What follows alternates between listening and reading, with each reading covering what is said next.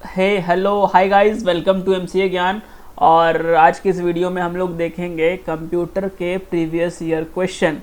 मैंने पहले भी कंप्यूटर के प्रीवियस ईयर क्वेश्चन को अपलोड किया था, बट ये जो है ये क्वेश्चन जो है वो रिपीटेडली पूछे गए हैं। नंबर ऑफ रिपीटेशन बहुत ज़्यादा है इन क्वेश्चन का एमसीए एंट्रेंसेस के एग्ज़ाम में, पास्ट एंट्रेंसेस एग्ज़ाम में। तो ये जो है आपका बहुत ही इम्पॉर्टेंट वीडियो होने वाला है, क्योंकि ये वीडियो पे कंसिस्ट करता है वो क्वेश्चन जो कि बहुत बार पूछे गए हैं। मतलब हर अल्टरनेट ईयर पूछते हैं या फिर हर एक साल पूछते हैं। तो ये सब क्वेश्चन जो है वो आप अच्छे से पढ़ लीजिए, कर लीजिए, बहुत अच्छे से आप समझ लीजिए, क्योंकि ये जो क्वेश्चन है वो बहुत बहुत बहुत बहुत ज़्यादा इम्पॉर्टेंट है। तो आप लोग ध्यान से इसको पढ़ लीजिए। आईएमपी क्वेश्चंस जो हैं ये बहुत ही इम्पॉर्टेंट है। वी पे पावर 100 आप लगा लो, इतने इम्पॉर्टेंट है।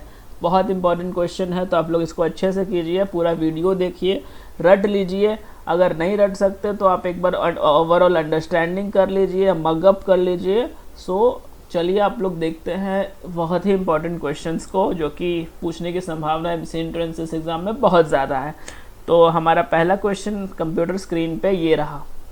या this is our first question of in our computer screen. Will take red color. Okay, so located inside the system unit, a circuit board where the computer memory, power supply, the processor and other vital electronic part are housed. तो ये जो है वो computer memory के बारे में पूछ रहा है क्वेश्चन। मतलब नॉर्मल कंप्यूटर का टॉपिक है, नॉर्मल जनरल बेसिक कंप्यूटर का टॉपिक है ये।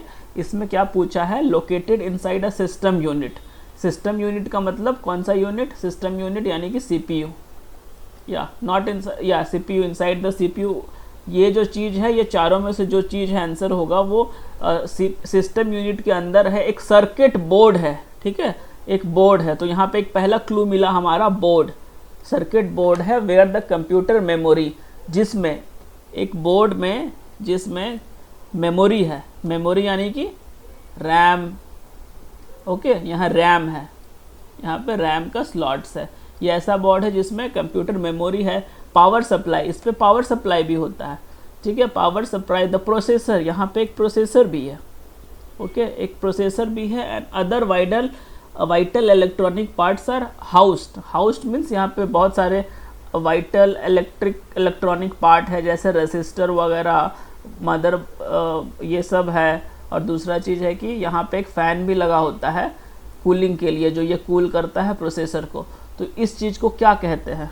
तो पहला ही कोई ऑप्शन में दिया हुआ है मदरबोर्ड, ठीक है, जो कि सही है। लेकिन हम लोग अगला क्वेश्चन को भी देखेंगे, क्योंकि ये मदरबोर्ड ही है जिसमें कंसिस्ट होता है प्रोसेसर। यहाँ लिखा हुआ है प्रोसेसर, जिसमें कंसिस्ट होता है बोर्ड। एक क्लू हो गया बोर्ड, ठीक है। Memory that is RAM, RAM memory है। यहाँ पे मेमोरी का स्लॉट बना हुआ होता है। यहाँ पे एसएसडी का स्लॉट बना होता है, साटा केबल लगाते हैं। तो these are the all comes under the board. तो एक सिंगल बोर्ड में। लेकिन हम लोग फिर से अगला ऑप्शन देखेंगे, जैसे कि दूसरा ऑप्शन है हमारा जिप ड्राइव। तो जिप ड्राइव तो हो ही नहीं सकता। जिप ड्राइव तो सॉफ्टवेयर है जिसमें हम बहुत सारे फाइल को एक जिप फाइल में क्लोज करके उसको सेंड करते हैं। डीवीडी ड्राइव, डीवीडी ड्राइव भी नहीं होगा, क्योंकि DVD drive is nothing but it is a memory only. We use to transfer some movie और some documents inside that memory, that is known as DVD drive. तो DVD drive तो होगा ही नहीं। Hardware, hardware means everything is hardware actually which is touch by human. So hardware भी नहीं होगा। तो हमारा बचा क्या? Motherboard. Motherboard is the correct answer. तो ऑप्शन ए इज करेक्ट। तो आप ध्यान रख लो। देखो बोर्ड का जो हमारा है वो एक क्लू मिल गया, और मदरबोर्ड में भी बोर्ड आता है। तो these are the clues. You have to go through it. You have to make logic understandable and take the correct answer. दूसरा क्वेश्चन जो है हमारा कंप्यूटर स्क्रीन पे ये रहा। The clarity of an image on the screen measured in pixel. The higher fill up, the more pixel and clear the image. मतलब यहाँ एक फिलअप है, फिल इन द ब्लैंक्स है, जिसको हमको फुलफिल करना है। तो the clarity of A image on the screen, एक स्क्रीन पे, इनसाइड अ स्क्रीन, एक स्क्रीन पे clarity of image, clarity of image measured in pixel, जिसको पिक्सल में नापा जाता है। द हायर, हायर क्या चीज़ है जो हायर होता है? पिक्सल ज़्यादा होता है और क्लियर होता है। ज़्यादा पिक्सल होगा तो ज़्यादा क्लियर होगा, ठीक है। तो अगर हम लोग यहाँ बाइट फिल करते हैं ऑप्शन में, जैसे कि बाइट फिल करते हैं, तो बिल्कुल भी फिट नहीं बैठेगा, क्योंकि बाइट जो है वो मेमोरी का कंसेप्ट, और यहाँ पे पिक्चर, क्लियर, पिक्सल, ये सब इमेज, ये सब का बात हो रहा है। तो ये ऑप्शन जो है पूरा गलत है, एलिमिनेट हो गया। रिजोल्यूशन, हाँ ये कुछ कुछ बैठ रहा है, okay. Resolution, the higher resolution more pixel, यही करेक्ट आंसर होगा, क्योंकि हम लोग रेजोल्यूशन बढ़ाते हैं तो पिक्सल भी बढ़ जाता है और क्लियर जो है वो इमेज जो है वो पूरा क्लियर हो जाता है। This is the correct answer, resolution. If we increase the pixel, resolution increases. If we and the picture should be, image should be more clear, तो हमारा जो है रेजोल्यूशन ही ऑप्शन होगा। बट हम अदर ऑप्शंस को देख सकते हैं, क्योंकि कुछ ज़्यादा सही ऑप्शंस भी हो जाते हैं, जैसे कि रिसोर्सेज, तो रिसोर्सेज तो बिल्कुल भी नहीं होगा। और the higher pixel more pixel, ये तो पिक्सल ये यहाँ पे लिखा हुआ है, ये पिक्सल यहीं लिख दिया, तो ये भी नहीं होगा, तो ये भी गलत है। तो correct answer is resolution. The clarity of an image on the screen measured in pixel, the higher resolution the more pixel and clear the image. ज़्यादा हायर रेजोल्यूशन रहेगा तो ज़्यादा पिक्सल होगा और इमेज जो है वो क्लियर होगा। तीसरा क्वेश्चन है हमारा कोड है, जी हाँ कोड है हमारा, और कोड को आउटपुट जानना है कि what is the output of this code. तो हम लोग यहाँ पे जैसा कि देख पा रहे हैं कि ये सी का कोड है, जो सी का कोड जो है वो स्टार्ट हो रहा है int x is equal to 0 से, फिर एक फंक्शन है, यहाँ एक फंक्शन है, हम लोग थोड़ा सा लाइट ले लेते हैं, थोड़ा थिन, हाँ यहाँ एक फंक्शन है, ये भी एक फंक्शन है और ये भी एक फंक्शन है, मतलब मेन फंक्शन है, ठीक है। तो हमारा पहला क्या है, प्रिंट कर रहा है जी को, तो जी कहाँ पर है, ये फंक्शन जी है, तो ये यहाँ से स्टार्ट हो जाएगा जी क्या कर रहा है, इसका रिटर्न टाइप इंटीजर है और जी फंक्शन चल रहा है, इंट x का वैल्यू 1 होगा और रिटर्न क्या कर रहा है f, तो f रिटर्न होके कहाँ जाएगा, यहाँ पे जाएगा। तो f फंक्शन किधर है, तो कंट्रोल कहाँ जाएगा, f की ओर जाएगा, तो f किधर है, इधर है f क्या कर रहा है, रिटर्न कर दे रहा है x को, ठीक है, x का वैल्यू किधर है 0, तो रिटर्न x करके किधर आया, यहाँ पे आया x का वैल्यू।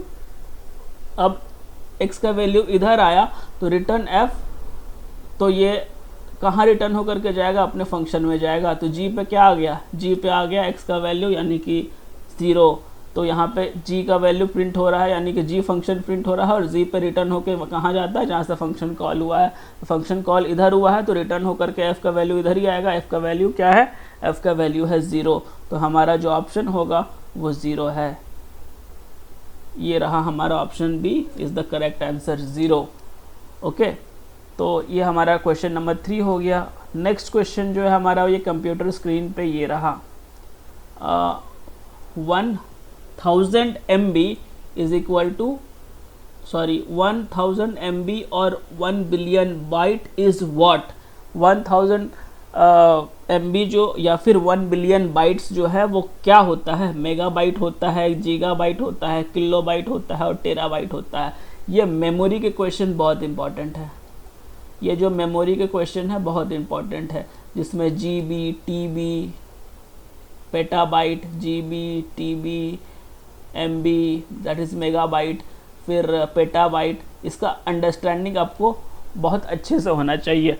तो आज मैं आपको एक यहाँ पे एक बता देता हूँ नॉर्मल सा चार्ट, जिसको आप याद रखो, ओके, कि मेमोरी मैनेजमेंट के कोई भी क्वेश्चन, एक क्वेश्चन तो पक्का आएगा। यहाँ पे MB पूछा है that is megabyte, gigabyte, kilobyte, यहाँ पे MB पूछा है, क्या पता GB दे दे। तो सिर्फ इसका आंसर नहीं, आपको हर एक चीज़ का मेमोरी मैनेजमेंट का अंडरस्टैंडिंग होना चाहिए। जैसे कि एक बिट, कंप्यूटर जो है वो बिट पे चलता है, ओके। 1 बिट मतलब क्या होता है, 1 बिट मतलब होता है 0 या और 1, 0 होगा या 1 होगा। एक बिट का मतलब ये होता है, एक बिट यानी कि 0 और 1, आइदर 0 और 1, ठीक है, या तो 1 होगा, इसको एक बिट बोलते हैं। ये 0 है तो ये एक बिट है, और ये 1 है तो ये भी एक बिट है। तो एक बिट का मतलब होता है 0 या 1, ओके। जब ये 4 बिट मिल जाते हैं, व्हेन देयर इज़ 4 बिट, तब ये 4 बिट मिल करके क्या बनते हैं, ये बनते हैं एक निबल, ओके, एक निबल बनते हैं, ठीक है। 4 बिट मिल गए यानी कि 4 0 1, जैसे कि 0 1 0 1, ये क्या है, ये है हमारा 5 है, तो ये क्या हो गया, कहलाएगा ये एक निबल कहलाएगा। ओके, एक निबल कहलाया। उसके बाद अगर 8 बिट मिल जाते हैं, ठीक है, ये 4 बिट मिले तो एक निबल कहलाया। अगर 8 बिट मिल जाते हैं तो ये क्या कहलाता है? अगर 8 बिट मिल जाते हैं तो एक बाइट कहलाता है। एक बाइट मेमोरी जिसमें 8 बिट कंसिस्ट करते हैं। जैसे कि ये निबल है, इस पे 1 1 0 0 आ गया, यानी कि ये टोटल जो है ये 8 बिट है। तो ये 8 बिट जो है ये एक बाइट कहलाएगा। This is known as 1 byte. Okay, ठीक है। अब कितने सारे बाइट मिलेंगे? तो 1024, राउंड फिगर में 1000 भी बोल सकते हैं, बट एग्जैक्ट जो होता है वो 1024 1024 बाइट मिलते हैं। 1024 बाइट मिलते हैं तो क्या कहलाता है? एक केबी कहलाता है। केबी दैट मीन्स किलो बाइट। ठीक है, किलो बाइट। मैं यहाँ लिख नहीं रहा हूँ किलो बाइट, आप याद रखना। केबी मीन्स किलो बाइट, लिख ही देता हूँ, kilo byte, kilo byte. Okay, अब 1024 का फंडा आप याद रखना। जैसे कि 1024 1024 किलो बाइट दैट इज केबी अगर मिल जाते हैं तो क्या कहलाता है? 1 MB। ओके, यानी कि 1 मेगाबाइट, मेगाबाइट। ठीक है, 1 मेगाबाइट। अगर 1024 मेगाबाइट मिल जाता है MB तो क्या कहलाता है? 1 GB। ठीक है, आप लोग सुने होंगे GB कि कितना GB का मूवी है भाई, तो वो बोलता है भाई 2 GB का है, डाउनलोड कर ले। तो यही वो GB है, गीगाबाइट। ओके, आप लोग लैपटॉप वगैरह में भी देखते हो कितना GB रैम है, तो कोई बोलता है 8 GB रैम है, 16 GB रैम है। तो यही वो मेमोरी है। तो मेमोरी कहाँ से? एक सिंगल बिट 0 1 से कन्वर्ट होते होते होते होते यहाँ तक आ रहा है, जिससे हम लोग बोल रहे हैं कि भाई 1 GB का या फिर 8 GB का रैम है फ़ोन में। तो ये सब चीज़ है। तो अगर 1024 GB मिल गया, 1024 GB, तो ये कहलाता है एक TB। एक TB is nothing but terabyte.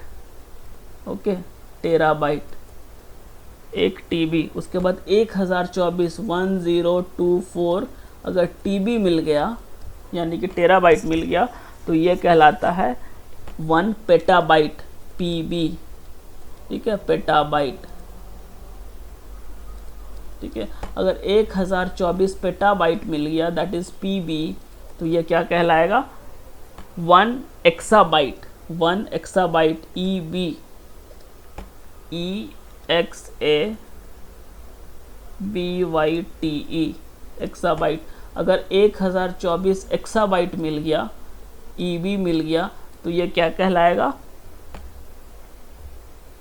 1 zettabyte, ZB, zettabyte, ZETABYTE,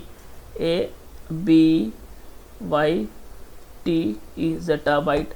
अगर 1024 जेटाबाइट मिल गया दैट इज ZB, तो क्या कहलाएगा? 1 येटोबाइट, 1 येटोबाइट,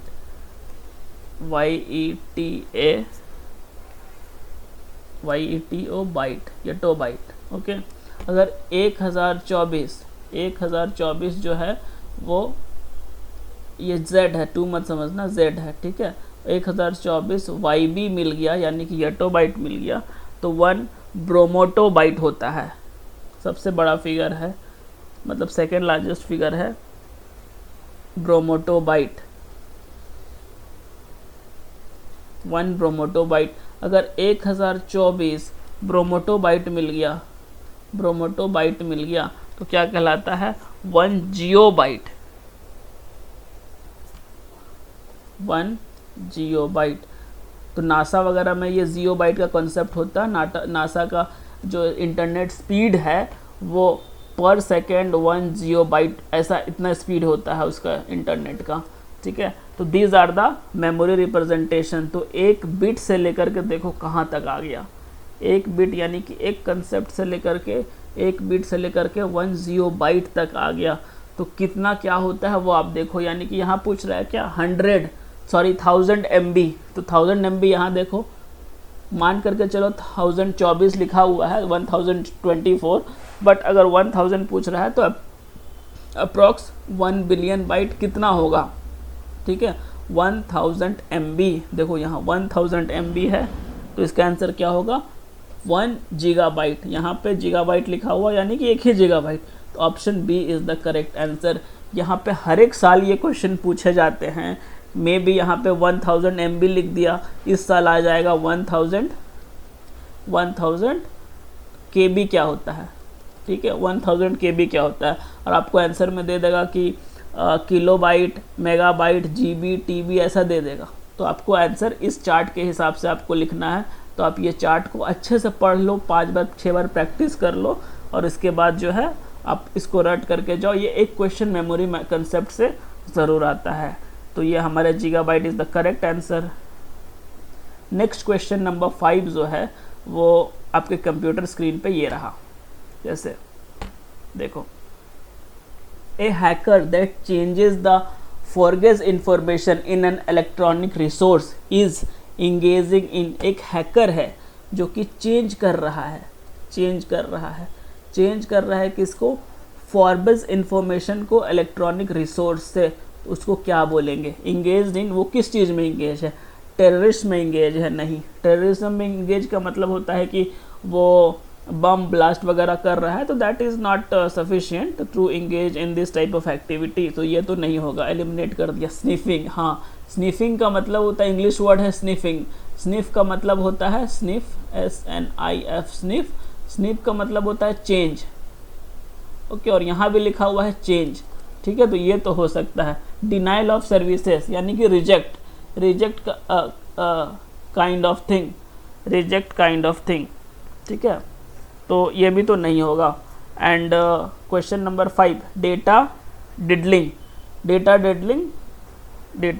होगा क्या, नहीं, डेटा डिडलिंग ही होगा। डेटा डिडलिंग यानी कि चेंजेस, डेटा डिडलिंग ये प्रॉपर टर्म है, ये भी हो सकता है बट ये प्रॉपर नहीं है। स्निफिंग का मतलब चेंज हो रहा है, but this is not a right answer.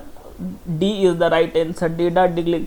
इसमें क्या होता है, डेटा को डिडलिंग यानी कि इसमें भी, इसका मतलब भी चेंजेस हो रहा है। इसमें स्निफिंग में चेंज कितना, पैकेट स्निफिंग बोलते हैं उसको, इसका कॉन्सेप्ट है पैकेट स्निफिंग। पैकेट स्निफिंग में क्या होता है कि मान कर के चलिए कोई डेटा पैकेट्स के फॉर्म में सेंड किया जा रहा है from one sender to receiver, तो हैकर क्या करता है कि इन डेटा को रीड करके, पैकेट्स को रीड करके वो छोड़ देता है, रीड करके उसमें चेंजेस कर देता है और भेज देता है, दैट इज़ पैकेट स्निफिंग। तो ये नहीं है। डेटा डिडलिंग का मतलब है वो पर्टिकुलर डेटा को चेंजेस कर दे रहा है और चेंजेस करके वो इस चीज़ में इंगेज है।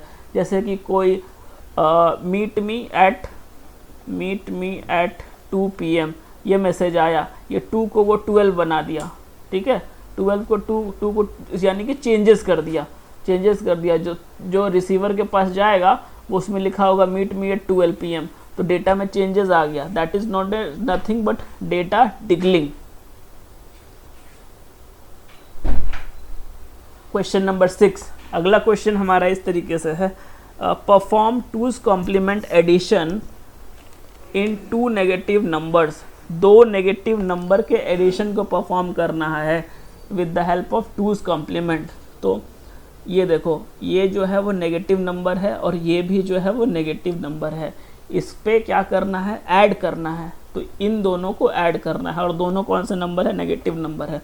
तो आप इस नंबर को कन्वर्ट करो डेसिमल में, ये तो बाइनरी नंबर है, तो सबसे पहले हम लोग क्या करेंगे, इस नंबर को डेसिमल में कन्वर्ट करेंगे। तो डेसिमल में कन्वर्ट करने के लिए क्या करेंगे, जैसे कि है 1 1 1 0 1, ठीक है, तो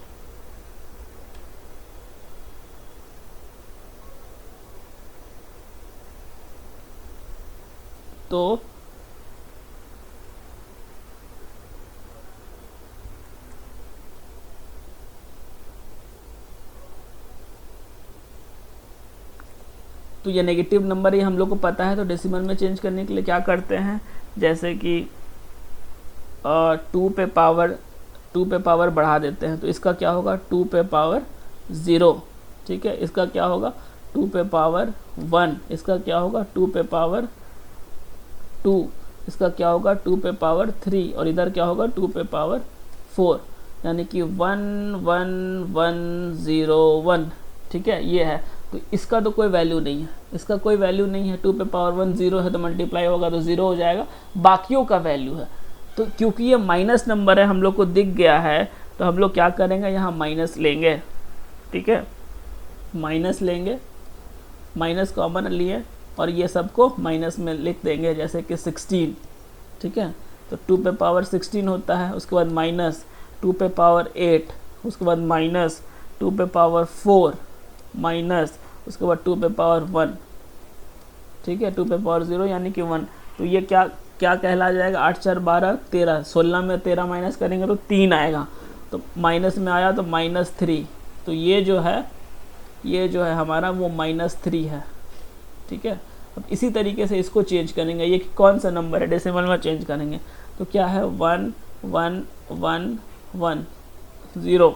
ठीक है, तो 2 पे पावर 4, 2 पे पावर 4, 2 पे पावर 3, 2 पे पावर 2, 2 पे पावर 1 और 2 पे पावर 0। अब इसको माइनस कॉमन लेकर फिर से माइनस कर देना, तो ये माइनस 2 पे पावर 4 16 -8 -4 -2, ये आया 8 4 12 2 14, 16 में 2 माइनस करेंगे तो 14 आएगा, यानी कि -2 इज द दिस नंबर। ये नंबर क्या है -2। अब क्या करना है, perform 2's complement addition of 2 negative number. तो ये 2 नेगेटिव नंबर को ऐड करना है, तो ऐड कैसे करेंगे, तो ऐड करने के लिए देखो क्या करेंगे, -3 प्लस -2, ये क्या आया -3 -2 दैट इज -5, -5 आंसर आया। अब इनमें से -5 कौन सा है वो चेक करेंगे, -5 कौन सा है, तो उसको चेक करने के लिए -5 का हम लोग निकाल देंगे बाइनरी, जैसे कि ये 5 है तो इसको चेंज करें, कैसे करेंगे 1 0 1 0, तो ये है जो है हमारा 5 है, इसका 2's कॉम्प्लीमेंट निकालेंगे। ठीक है, 2's कॉम्प्लीमेंट कैसे निकालेंगे, 1 को 1 छोड़ देंगे, या तो इसका 1 कॉम्प्लीमेंट निकालो और 1 प्लस कर दो तो 2's कॉम्प्लीमेंट निकल जाएगा, या फिर 1 को छोड़ करके बाकियों को चेंज कर दो, 0 का 1 1 का 0 और 1 का 0 का 1, तो 1 0 1 1 1 0 1 1, देखो ये बी है आंसर, 1 0 1 1 है यहाँ पे, और माइनस का एक 1, ठीक है, माइनस यानी कि 1, 1 1 0 1 1 1 1 0 1 1 is the correct answer. So option B is the correct answer. तो ये कॉम्प्लीमेंट वाले को अच्छे से पढ़ो, अच्छे से टाइम, मतलब अभी तो टाइम नहीं है, but you have to go through in deep with other long videos and find the answer of that questions। तो ये सब जो है वो आप लोगों को करना पड़ेगा। So option B 1 1 0 1 1 that is this one is the correct answer.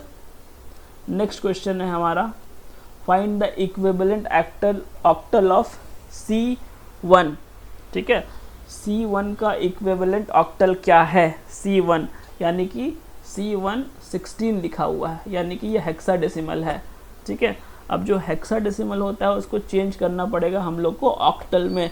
तो ऑक्टल में चेंज करने के लिए पहले क्या करेंगे, डेसिमल। बहुत ही इजी वे में बता रहा हूँ मैं कि चेंज कैसे करेंगे। जैसे 1 है तो 1 का 1 ही रह जाएगा। C का मतलब क्या होता है, C का मतलब हमारा नॉर्मल डेसिमल में होता है 12। ठीक है, अब क्या करना है, इसका 4 बिट निकाल लो। ठीक है, जैसे कि 1 को 4 बिट में कैसे लिखेंगे बाइनरी में, तो 0 0 0 1। ठीक है, 12 को 4 बिट का बाइनरी में कैसे लिखेंगे, तो 8 4 12 1 1 0 0। ठीक है, ये आया, तो ये 12 और 1 का आया, इसको एक साथ लिख लो, जैसे 1 1 0 0 0 0 1, ये एक साथ आ गया। अब इसका 3 3 का पेयरिंग कर दो, अगर ऑक्टल में चेंज करना है तो 3 3 का पेयरिंग कर दो। ठीक है, ये 3 3 का पेयरिंग हुआ, ये सिंगल बच गया तो इसके आगे 2 लगा दो। ठीक है, तो ये क्या कहलाएगा, ये कहलाएगा 1। ठीक है, अब देखो 1 कहलाएगा, तो 1 कहाँ है, लास्ट में 2 जगह पे 1 है, यानी कि 2 एलिमिनेट हो गया। ठीक है, अब ये क्या कहलाएगा, ये कहलाएगा आपका 8 4। ठीक है,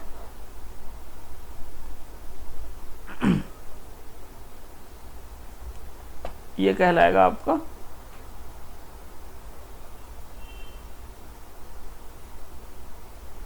यहाँ 0 होना चाहिए। देखो ये 0 है, 3 4 5 0 है, 1 2 3 4, यहाँ 5 0 होगा। देखो गलती हो गया, तो आप इस चीज़ का बहुत अच्छे से ध्यान रखें, है कि नहीं। जैसे कि ये चीज़ नहीं होगा, सॉरी फॉर माय मिस्टेक, ये आप मिटा दो। हाँ, तो इस चीज़ को हम लोग क्या करेंगे, इस चीज़ को हम लोग एक साथ लिखेंगे। तो 1 1 1 2 3 4 5 टाइम्स 0 एंड 1। अभी क्या करेंगे, इसको 3 3 का पेयरिंग कर दो, 1 2 3 का पेयरिंग, यहाँ पे 0 लिख दो। तो यहाँ क्या आ गया 1, तो 1 आया इधर, तो वो तो एलिमिनेट हो गया। अब इसको क्या बोलेंगे 0, तो 0 कहाँ है, यहाँ भी है 0, यहाँ भी है। यहाँ इसको क्या बोलेंगे 3 301, 301 का ऑक्टल, 301 का ऑक्टल कौन सा है, 301 का ऑक्टल ये है। Option C is the correct answer. ठीक है, तो इस तरीके से आपको ऑक्टल से अगर हेक्साडेसिमल से ऑक्टल में चेंज करना है, तो ये जो है सबसे इजी, सबसे शॉर्ट और सबसे टाइम कम लेने वाला तरीका है। ठीक है, टाइम कंज्यूमिंग ये बिल्कुल नहीं है, ये बहुत ट्रिक से बनेगा। तो आप ऐसे ही ट्रिक्स को अपनाएं और जो है इजी क्वेश्चन को अच्छे से बनाएं। जैसे कि ये है, the portion of the process scheduler in an operating system that dispatches process is concern with. तो ये हमारा जो है वो पूरा थ्योरी वाला क्वेश्चन है। तो इसको क्या करेंगे, इसको जो है अपन अच्छे से ऑपरेटिंग सिस्टम में पढ़े हैं, तो आप ध्यान दो ऑपरेटिंग सिस्टम का मतलब क्या होता है वगैरह वगैरह, मैंने बहुत कुछ बताया है। तो the portion of process scheduler operating system का पार्ट है, is an operating system that, जो कि क्या करता है, डिस्पैच प्रोसेसेस, जो प्रोसेस जाता है वो डिस्पैच करता है, dispatch processes in concern with, किसके कंसर्न से प्रोसेस को डिस्पैच करता है। पहला क्वेश्चन है assigning ready processes to CPU, यही आंसर होगा। कैसे मैं बताता हूँ, पहला आंसर आप देख लो, यही आंसर होगा। Assigning running processes to block queue, नहीं, ये नहीं होगा। Assigning ready processes to waiting queue, ये नहीं होगा। Assigning ready process to block queue, नहीं होगा। यहाँ पे शेड्यूलर जो है, प्रोसेस शेड्यूलर ऑपरेटिंग सिस्टम का, ये प्रोसेस को डिस्पैच करने के लिए किसका कंसर्न लेता है, यहाँ पूछ रहा है किसका कंसर्न लेता है। ऑब्वियसली प्रोसेस कहाँ हो रहा है, प्रोसेस हो रहा है सीपीयू में, तो कंसर्न किसका लेगा, सीपीयू का लेगा। So assigning ready processes to CPU, तो सीपीयू का कंसर्न असाइन करता है रेडी प्रोसेस को सीपीयू में, जो प्रोसेस रेडी है प्रोसेस होने के लिए उसको असाइन करता है सीपीयू में। तो ये टॉपिक आपका है ऑपरेटिंग सिस्टम का life cycle, life of a process, life cycle of operating system, और इसको और भी life cycle of process, okay. ये टॉपिक का आंसर है। इसमें रेडी स्टेट, उसमें short term scheduler, long term scheduler, medium term scheduler, process, dispatcher, dispatch, ये सब कंसेप्ट आते हैं। ये आप एक बार अच्छे से पढ़ोगे तो इस तरीके से क्वेश्चन जो थ्योरेटिकली पूछते हैं ये आपका बहुत अच्छे से बनेगा।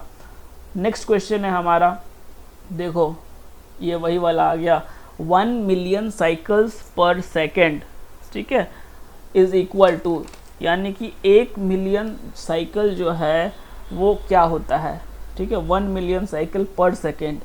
1 मिलियन साइकिल जो है 1 सेकेंड में किसके बराबर होता है, ठीक है। तो हम लोग एक टर्म पढ़े थे फिजिक्स में, हर्ट्स, ठीक है। हर्ट्स का मतलब क्या है, कितने हर्ट्स का है ये, ठीक है। हर्ट्स का मतलब है कि नंबर ऑफ साइकिल, यानी कि number of rotation, cycle rotate करता है। तो अगर 1 सेकेंड में 1 मिलियन बार रोटेट कर रहा है, ठीक है, तो क्या होगा, गीगा हर्ट होगा, प्रोग्राम होगा, सर्वर होगा, या मेगा हर्ट होगा, ठीक है। तो प्रोग्राम और सर्वर तो ऐसे ही एलिमिनेट हो गया क्योंकि हर्ट्स इसमें है ही नहीं, और नंबर ऑफ साइकिल्स यानी कि सर्कुलेशंस, इसको हर्ट्स में ही कहा जाता है। तो मैं आपको एक चीज़ बता देता हूँ, 1 हर्ट्स कितना होता है, 1 हर्ट्स, HERTZ, 1 हर्ट्स जो होता है 1 साइकिल पर मिनट होता है, सॉरी पर सेकेंड होता है, ठीक है। 1 hertz is equal to 1 cycle per second. 1 kilo hertz, 1 kilo hertz कितना होता है, 1000 साइकिल, 1000 साइकिल होता है। 1 मेगाहर्ट, किलो के बाद आता है मेगाहर्ट, ठीक है। 1 मेगाहर्ट कितना होता है, यही होता है 1 मिलियन। 1 मिलियन यानी कि 10 लाख। ओके 1 2 3 4 5 1 2 3 4 5 6 10 100,000 10,000 लाख 10 लाख। देखो 1000 सर्कल, 10 लाख सर्कल्स यानी कि 1 मिलियन सर्कल। तो 1 मिलियन सर्कल यानी कि मेगा हार्ट्स। तो मेगा हार्ट्स किधर है, इधर है। Option D is the correct answer. और वही 1 इसके बाद आता है 1 गीगा हार्ट, ठीक है, जो कि यहाँ लिखा हुआ है गीगा हार्ट्स, जो कि 1 2 3 4 5 6 7 8 9 10 करोड़ 1 10 100,000 10,000 लाख 10 लाख करोड़ 10 करोड़ 100 करोड़ 100 करोड़ साइकिल्स आता है 1 गीगाहर्ट में, जो कि नहीं होगा। यहाँ पे 1 मिलियन यानी कि 10 लाख पूछा है, ठीक है। तो ये होगा मेगाहर्ट। नेक्स्ट क्वेश्चन है हमारा ये, ठीक है। नेक्स्ट क्वेश्चन हमारा ये है कि इसका आउटपुट क्या होगा। तो क्वेश्चन जो है वो सी प्रोग्राम है, ये सूडो कोड है। सूडो कोड क्या, ये प्रोग्राम ही है जिसको हम लोग सडनली रन करेंगे और इसको देखेंगे कि इसका आउटपुट क्या होगा। तो हमारा हैशटैग इंक्लूड वगैरह वगैरह इधर लिखा होगा, मेन मेथड से स्टार्ट हो गया। ये स्टैटिक है, static I is equal to 5, इधर आई माइनस माइनस आई यानी कि -4 लिखा हुआ है। फिर मेन मेथड चालू है, फिर मेन एक नाम का मेथड है, उसके बाद परसेंटाइल डी आई है। तो इसमें क्या प्रिंट होगा, 0 0 नहीं प्रिंट होगा, 1 2 3 4 ये सेगमेंटेशन फॉल्ट है। अब मैं बताता हूँ सेगमेंटेशन फॉल्ट क्यों है। ये सेगमेंटेशन फॉल्ट इसलिए है क्योंकि ये जो इंटीजर है 5 i इज इक्वल टू 5, ये स्टैटिक लिखा हुआ है, जिसका मतलब है कि ये हर बार ये चेंज ही नहीं होगा, ये 5 का 5 ही रहेगा।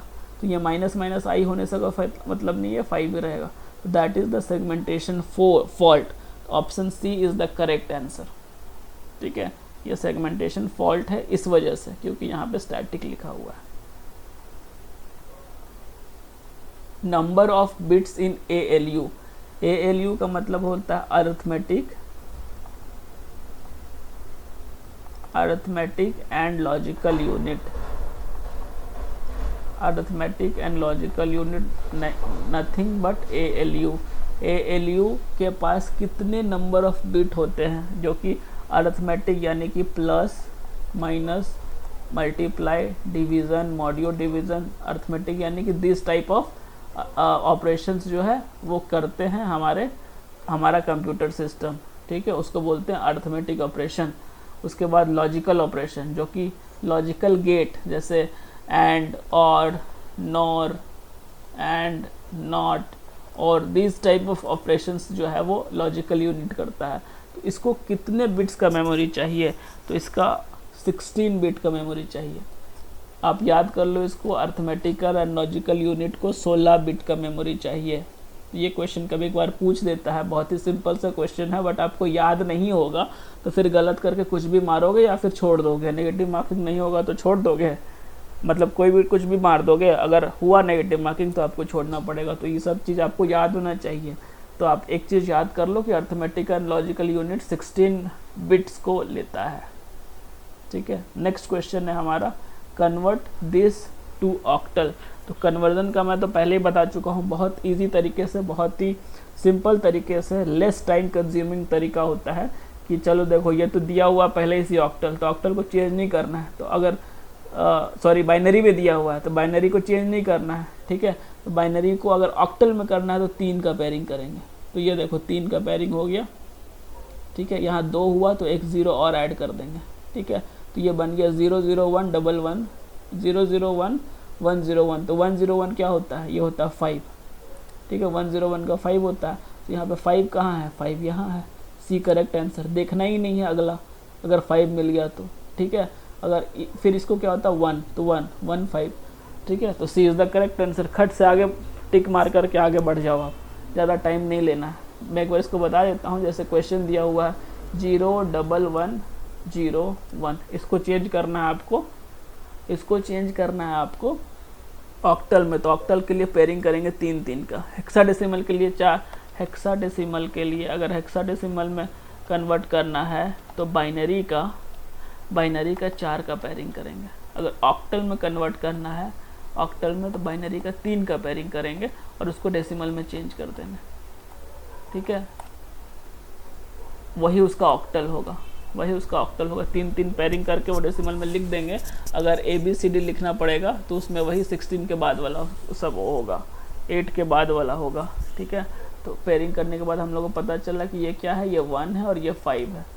ठीक है, तो 15 आ गया, तो 15 जो है वो ऑक्टल में आ गया। अगर हेक्साडेसिमल बोलता अगर और 10 से ज़्यादा होता तो ABC ऐसे करके लिखते हैं, तो C is the correct answer.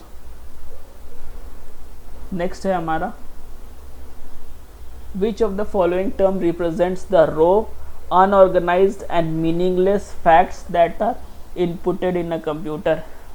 कौन सा टर्म रिप्रेजेंट करता है रॉ, यानी कि ऑथराइज डाटा नहीं है, ऑर्गेनाइज डाटा नहीं है, रॉ और अनऑर्गेनाइज एक ही होता है, not organise, meaningless data, facts that are inputted to the computer, that are facts जो कि मतलब नॉर्मल रॉ डाटा जो है उसको क्या कहेंगे?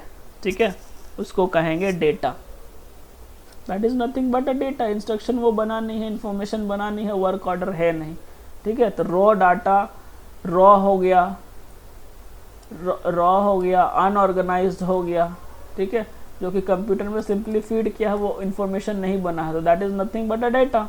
That is a simple question which is asked which we study in a very lower class. Okay, so next question is question number 14 in your computer screen. A small lightweight computer that includes monitor. ठीक है, एक lightweight computer है जिसके पास monitor है, keyboard है, hard disk है, CD DVD storage device है, and a pointing device as one unit that folds of every easy portability. PSP है, नहीं होगा, डेस्कटॉप तो बहुत बड़ा हो, लैपटॉप ही है, और 19 DS नहीं है। मतलब पोर्टेबल यानी कि फ्लिप कर सकते हैं। यहाँ मेन चीज़ है फोल्ड्स, किसको फोल्ड कर सकते हैं? लैपटॉप को फोल्ड कर सकते हैं। उसमें एक मॉनिटर होता है, कीबोर्ड होता है, हार्ड डिस्क होता है, CD DVD स्टोरेज डिवाइस होता है। तो option C is the correct answer. Next है हमारा, ये देखो, ये जो है वो IEEE स्टैंडर्ड रिप्रेजेंटेशन है 754 16 प्रिसिशन फ्लोटिंग पॉइंट फॉर्मेट। ठीक है, उसमें बोला है कि 85.125 को रिप्रेजेंट करो। तो ये अपने में बहुत ही लंबा टॉपिक है, अगर ये आप लोग बहुत ज़्यादा प्रैक्टिस करोगे तभी सीख पाओगे। ठीक है, तो मैं इस वीडियो में तो नहीं बता पाऊँगा, मैं आंसर बता देता हूँ कि इसका आंसर क्या होगा। अगर 85.125 बोले तो ये आपका आंसर है, स्टार्टिंग में 0। ठीक है, ऑप्शन नंबर C। मैं इसको बनाया हूँ लेकिन अभी जो है वो पॉसिबल नहीं है। IEEE का स्टैंडर्ड जो है 754 का सिंगल प्रिसिशन फ्लोटिंग पॉइंट, इसके लिए एक पूरा मैं क्लास लूँगा जिसमें पूरा सिंगल प्रिसिशन फ्लोटिंग पॉइंट को कैसे रिप्रेजेंट करते हैं, नंबर्स को, डेसिमल को, ये चीज़ जो है वो मैं बताऊँगा। तो that is the part of computer architecture where we study, but one question they ask in every exam, so for one question you have to study. अब आपकी मर्जी है कि आप एक क्वेश्चन के लिए इतना सारा पढ़ाई करो, मे भी कभी पूछेगा कभी नहीं पूछेगा, तो पढ़ा करके सीखने में बहुत ज़्यादा टाइम लगता है और ये कंप्यूटर आर्किटेक्चर का पार्ट है। तो इट्स अप टू यू कि आप इतने एक क्वेश्चन के लिए इतना सारा जो है टाइम कंज्यूम करो सीखने के लिए, या फिर इसको स्किप करके आगे बढ़ो, इसका कोई ये नहीं है। तो इट्स अप टू यू। अगर आपको सीखना है तो वीडियोज़ अवेलेबल है, आप सीख सकते हो।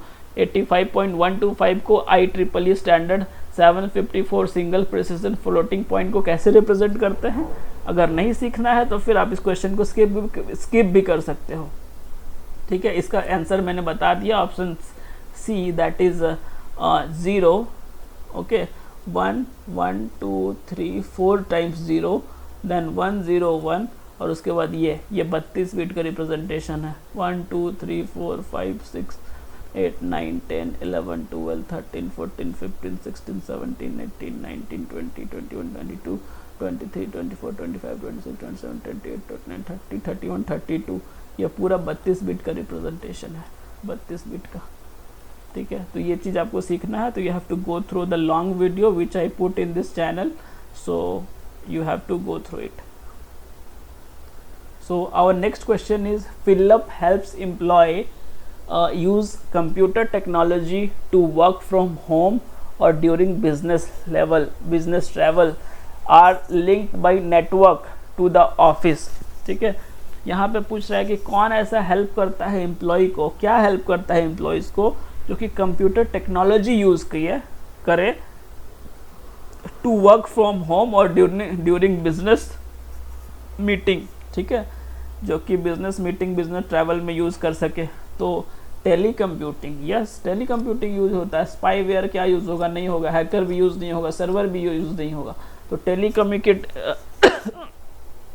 कम्यूटिंग ऐसा डिवाइस है, कम्युनिकेटिंग ऐसा डिवाइस है जो कि एम्प्लॉयज़ को हेल्प करता है कि वर्क फ्रॉम होम करे.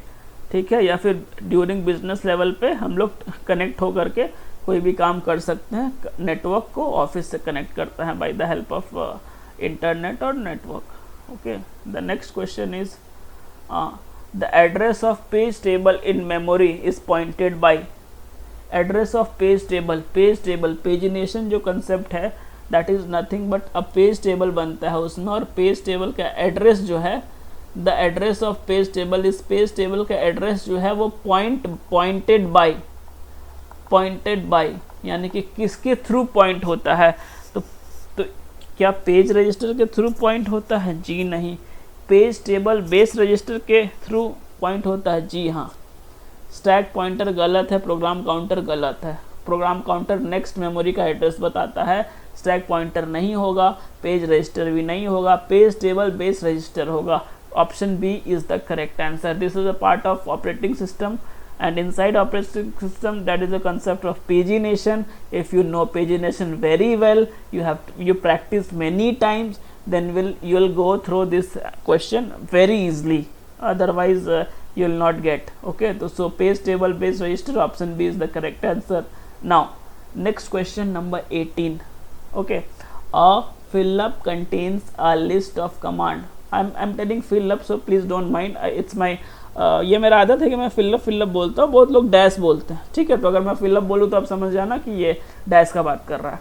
तो fill up contains a list of commands from which a user can make selection. एक ऐसा चीज़ है that is fill up contains a list of command. Okay, list of commands consist करता है फ्रॉम विच, जिसके through user can make sections. जो है वो user जो है वो सेक्शन बनाता है. तो सेक्शन किस में बनाता है? विंडो में क्या सेक्शन बनाएगा? नहीं. आइकन भी नहीं होगा. फाइल का सेक्शंस नहीं. फाइल तो एक सिंपल सा फाइल होता है, उसका क्या सेक्शन बनेगा? Menu is the correct answer, क्योंकि menu contains a list of command. जैसे कि हम लोग फ़ोन खोलते हैं तो कैसा मेन्यू आ जाता है, तो उसमें लिस्ट ऑफ कमांड्स रहता है from which a user can make selection, जिसमें से यूज़र क्या होता है, एक सेलेक्ट कर सकता है. इसमें एलिमिनेशन राउंड है, क्योंकि इसके मेन्यू के अलावा कुछ और देता है तो उसमें भी लिस्ट ऑफ कमांड्स बनता है. लेकिन यहाँ पे 4 ऑप्शंस में सिर्फ मेन्यू ऐसा है जिसमें लिस्ट ऑफ कमांड बनता है. फाइल में भी नहीं बनता, आइकन में भी नहीं बनता, विंडो में भी नहीं बनता. Option D menu is the correct answer. तो क्वेश्चन नंबर 19 आपके कंप्यूटर स्क्रीन पे ये रहा. One of the most negative impact of computer technology. ये जो है वो बहुत ही नॉर्मल में बोले तो बहुत ही simple general knowledge type question है. ठीक है, बचपन में हम लोग पढ़ते हैं जनरल नॉलेज सब्जेक्ट, तो उस टाइप का क्वेश्चन है कि बहुत ही नेगेटिव इम्पैक्ट क्या है कंप्यूटर टेक्नोलॉजी का. ओके, तो हम लोग ऑप्शन देखेंगे और चूज़ करेंगे. अ टेक्निकल प्रॉब्लम, हाईटेक्स और interrupt that bring the whole workplace a grinding halt. This is the, मुझे ये लग रहा है कि ये होगा कि टेक्निकल प्रॉब्लम आ जाता है तो हम लोग इरिटेट हो जाते हैं, वो पूरा इंटरप्ट कर देता है, पूरे वर्क कल्चर को बर्बाद कर देता है, वर्क प्लेस जो है शट डाउन हो जाता है, ग्राइंडिंग हेल्थ हो जाता है. So this is the question, means this option is satisfying that impact of computer technology. Wasted man hour, man के आवर को वेस्ट करता है? नहीं, वो तो मैन के आवर को बचाता है, तो ये तो होगा नहीं. The interrupts bye telephone calls and email by individual staff, वो इंडिविजुअल स्टाफ को टेलीफोन कॉल्स और ईमेल से इंटरप्ट करता है? नहीं, इंटरप्ट तो करता है बट उसका फ़ायदा भी तो है, क्योंकि उसका काम आसान हो जा रहा है, तो ये तो नहीं होगा। Staff absent from work place, staff जो है वो एब्सेंट हो जाते हैं वर्क प्लेस से, ये कंप्यूटर का टेक्नोलॉजी का नेगेटिव इम्पैक्ट है, बिल्कुल भी नहीं। ऑप्शन ए जो हमने रखा था स्टैंड बाई में, वही सही आंसर है। तो option A is the correct answer. So our next question is, तो अगला क्वेश्चन है हमारा क्वेश्चन नंबर 20 आपके कंप्यूटर स्क्रीन पे ये रहा। What are the positive and negative ranges की बात हो रही है यहाँ पे of using 12 bit two's complement notation. तो 12 बिट्स टूज कॉम्प्लीमेंट नोटेशन का जो है वो रेंज पूछा है। तो मैं आपको बता दूं कि 12 बिट टूज कॉम्प्लीमेंट का जो रेंज होता है वो होता है -2 पे पावर 11 टू +2 पे पावर 11 -1। ओके, तो ये रेंजेस जो है वो आपको याद करने पड़ेंगे। 12 बिट में क्या होता है, 11 बिट में क्या होता है, तो ये सब रेंजेस जो है वो आप याद करो। तो 2 पे पावर 11 टू, इसका एक बहुत ही बड़ा टॉपिक है, आप लोग उसको गो थ्रू करो। तो रेंजेस जो है वो कैसे आते हैं नहीं आते हैं, एक दो बार पढ़ोगे अच्छे से तो आ जाएगा। फिलहाल इस क्वेश्चन के आंसर मैं बता दूं तो -2 है इधर, इधर तो ये नहीं होगा, इधर +2 पे पावर 11 है तो नहीं होगा। यहाँ पे 11 वाला ऑप्शन सी है, तो option C is the correct answer. -2 पे पावर 11 -2 पे पावर 11 -2 पे पावर 11 प्लस, यहाँ पे -2 छुप गया था इसलिए मैं फिर से टिक कर दे रहा हूँ ऑप्शन सी। -2 पे पावर 11, देखो -2 पे पावर 11 से लेकर के +2 पे पावर 11 -1 तक, तो ये जो है ये रेंज है, नेगेटिव रेंज है। और positive range, negative positive ranges किसका, 12 बिट टूज कॉम्प्लीमेंट नोटेशन का पॉजिटिव नेगेटिव रेंज यही है। तो टूज कॉम्प्लीमेंट नोटेशन का जो है यही है, कॉम्प्लीमेंट नोटेशन का 12 बिट का यही है। आप इसको अच्छे से लिखो, अच्छे से जानो, अच्छे से करो। So you have go through these questions very well, you can learn this question very well, you can put your efforts to learn this question। आप लोग अच्छे से लिखो, अच्छे से पढ़ो और ये important question को बहुत ही अच्छे से करके जाओ ताकि आपका एग्ज़ाम बहुत अच्छा जाए और आपको एक MCA की बहुत अच्छी शीट मिले। तो आप जो है इसको पढ़ो, अच्छे से प्रैक्टिस करो, ये सारे क्वेश्चंस हैं, ठीक है। कोई दिक्कत हो, कुछ हो तो आप प्लीज़ दिए गए नंबर पे कांटेक्ट करें, MCA ज्ञान को कांटेक्ट करें, कोई भी फैकल्टी आपके क्वेश्चन को सॉल्व कर देगा। हम लोग बहुत एफर्ट्स लगा रहे हैं, आप लोग भी अच्छे से पढ़ाई करो, MCA का एक अच्छा सा सीट लो और फिर एक अच्छा सा प्लेसमेंट ले करके बहुत अच्छे MNC में जा करके जॉब करो।